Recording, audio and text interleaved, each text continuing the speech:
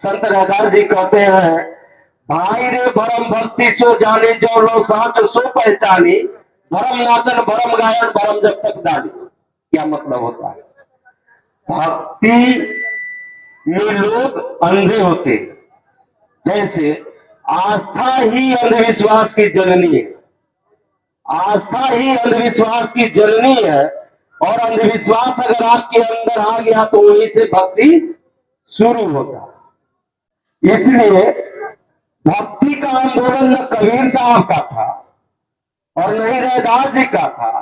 ये दोनों महापुरुषों का जो आंदोलन था, ये दोनों आदमी का जो आंदोलन था, वो मुक्ति के लिए था। यहाँ मूल निवासी बहुजन समाज के 85% जो लोग हैं, उनके मुक्ति का आंदोलन था। कबीर साहब ने कहा, साधु भया तो क्या भया, माला पहरी चार, बाहरी भेष बनाया, भीतरी भरी भंगा। कबीर साहब ने कहा ना, मन न रंगाया रंगाए जोगी कपड़ा, यही बात कहे ना।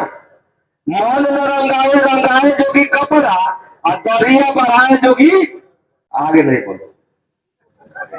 बाबा से संत रैदास जी ने फिर कहा, सुख बसन के दो ही ठाव, एक छोड़ा दूसरा मरगट जाऊं। सोचिए जरा, सुख बसन के दो ही ठाव, एक छोड़ा दूसरा मरगट जाऊं। सुख से बसने का मात्र तुम्हारा दो ही ठिकाना, एक स्वराज मतलब अपना राज और दूसरा संसार घाट। सुख बसन के दो ही ठाव, एक छोड़ा दूसरा मरगट जाऊं।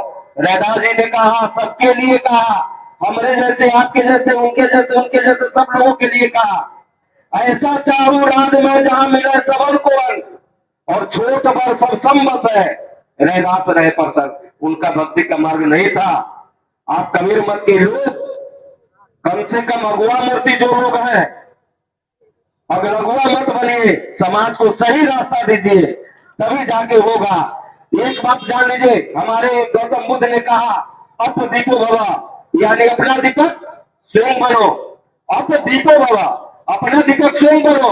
उन्होंने कहा, दुख है, दुख है तो उसका कारण है, और कारण है तो उसका निवारण है ना। तो भक्ति जो है, मैंने लिखा है, दुख का कारण है, उसका निवारण है। तो कारण का इलाज है तभी तो निवारण है ना, और वो आपका भक्ति इलाज नहीं है। बाबा साहब ने कहा, जैसे हमारे मुखिया जी ने भी कहा, शिक्षित बनो, शिक्षित बनो। तो शिक्षित हम लोग हो भी गए, लेकिन दो तरह का शिक्षा है, एक एकेडमिक एजुकेशन और एक सोशल एजुकेशन। आपके अंदर एकेडमिक एजुकेशन तो है, मेरे अंदर एकेडमिक एजुकेशन तो है, लेकिन सोशल एजुकेशन हम लोगों के पास नहीं है। जिस दिन हम लोगों के अंदर सामाजिक ज्ञान आ जाएगा, उस दिन यहाँ हम लोग 10-20 की संख्या में नहीं होंगे, हजारों हजार की संख्या में होंगे।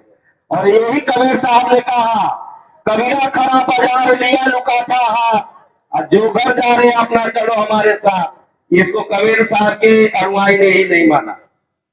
भारत में एक आदमी, पूरे भारत में कबीर साहब के मरने के बाद एक आदमी माना, और वो वास्तव में साधु थे, जिन्होंने कहा, मैं अपने पूरे जीवन में शादी नहीं करूंगा, मैं अपना कोई रिश्तेदार नहीं बनाऊंगा, मैं अपना कोई पूर्ण संपत्ति अर्जित नहीं करूंगा, मेरे नाम से कोई बैंक अकाउंट नहीं होगा।